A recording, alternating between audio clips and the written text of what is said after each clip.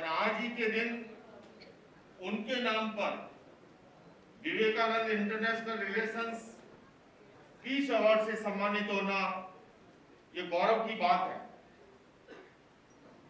किंतु मैं समझता हूं एक संत के लिए सम्मान और तिरस्कार से संत परे होता है। फिर भी इस सम्मान को, ये मेरा सम्मान नहीं, ये महान भारतीय मूल्यों का सम्मान है, ये आध्यात्मिक विरासत का सम्मान है, ये भगवान महावीर के अहिंसा दर्शन और जैन सिद्धांतों का सम्मान है। निश्चित रूप से इस सम्मान से और अधिक जिम्मेदारी बढ़ गई है।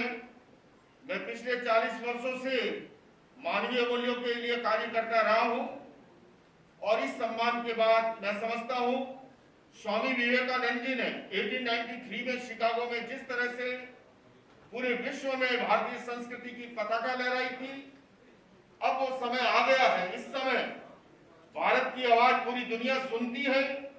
हमें उस भारत की महान विरासत को, और मैं जब पिछले वर्ष माननीय प्रधानमंत्री जी के साथ यूनाइटेड नेशंस में अंतर्राष्ट्रीय योग दिवस पर उपस्थित था और पहली बार भारत की विदेश मंत्री बहन सुषमा स्वराज ने जब मुझे संयुक्त राष्ट्र संघ के मंच पर खड़ा किया प्रथम अंतर्राष्ट्रीय योग दिवस पर, और उस समय उस मंच पर यूएन सेक्रेटरी जनरल बान की मून, आर्ट ऑफ लिविंग के संस्थापक श्री रविशंकर जी उपस्थित थे।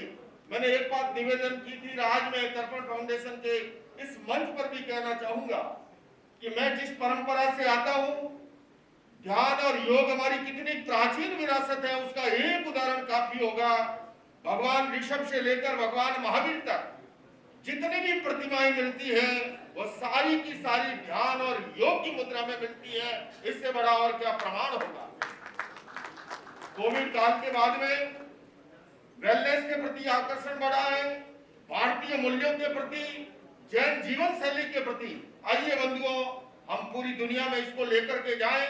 और जिस समय हमारे पीस कमेटी के नोबेल प्राइज के या अश्ले जी उपस्थित हैं, मैं इतना ही कहना चाहूंगा और मैं आपके माध्यम से इस मंच से दुनिया की सरकारों तक कहना चाहूंगा कि युद्ध, हिंसा और आतंक किसी समस्या का समाधान नहीं है। वार्ता के द्वारा, संवाद के द्वारा, पीसफुल डायलॉग के द्वारा हर समस्या को सुलझाया जा सकता है। आज हम जब देख रहे हैं यूक्रेन और रशिया का युद्ध, इजराइल और फिलिस्तीन का युद्ध लंबे समय से चल रहा है, मासूम बच्चे मारे जा रहे हैं, हमारी बहनें विधवा हो रही है, पूरे विश्व की इकोनॉमी प्रभावित हो रही है। और बड़ा आखिर में भी क्या होता है, युद्ध के बाद भी बातचीत की टेबल पर आते हैं, तो बड़ा पहले ही बातचीत की टेबल पे क्यों ना आए। भगवान महावीर ने जो अनेकांत का दर्शन दिया है, पीसफुल डायलॉग के द्वारा, संवाद के द्वारा उस समस्या को सुलझाया जा सकता है।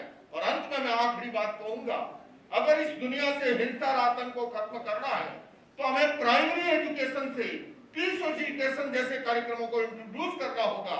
ये हमारी दुनिया का बहुत बड़ा विरोधाभास है।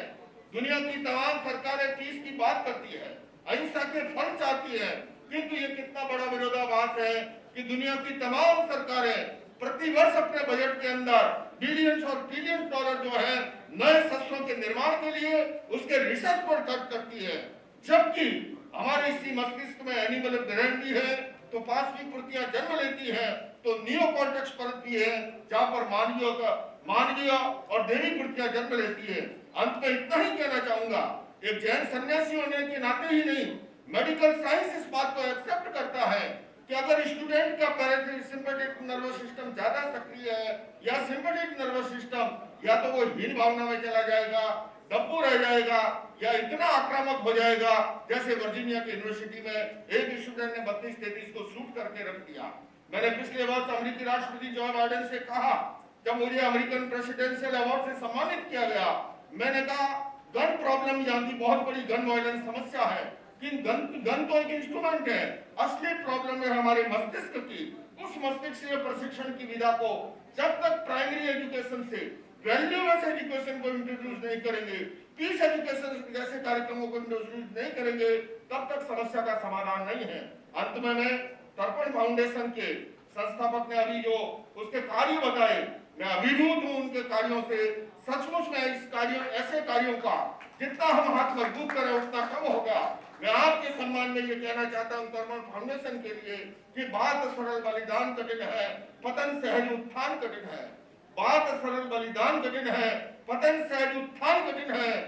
गाता है खंडर का हर पत्थर, ध्वंस सरल निर्माण कठिन है।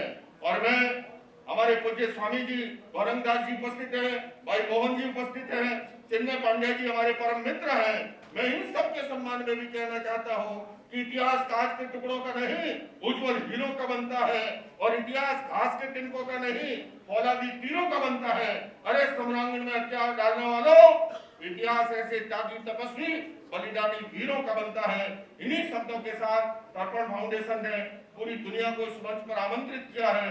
मैं आपको भी आह्वान करता हूं, आओ मिलकर बैठे आपस में बात करें, 4 कदम ही सही चलने का साथ करें। यूं तो दूरी से दूरी बढ़ती जाएगी, कभी तो हम खुद से खुद की मुलाकात करें। इन्हीं शब्दों के साथ उन्हें मैं तर्पण फाउंडेशन का, टाइम्स ऑफ इंडिया परिवार का, जूरी कमेटी का बहुत बहुत धन्यवाद करता हूं। ओम Arham. Ladies and gentlemen, a huge round of applause for His Holiness Acharya